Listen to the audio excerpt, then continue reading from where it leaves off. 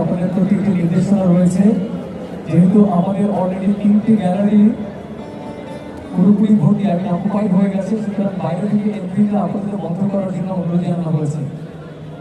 আপনারা এই বিষয়ে একটু সহযোগিতা করবেন প্লিজ, আমাদের 3টি গ্যালারি অলরেডি ফুল হয়ে গেছে। প্লিজ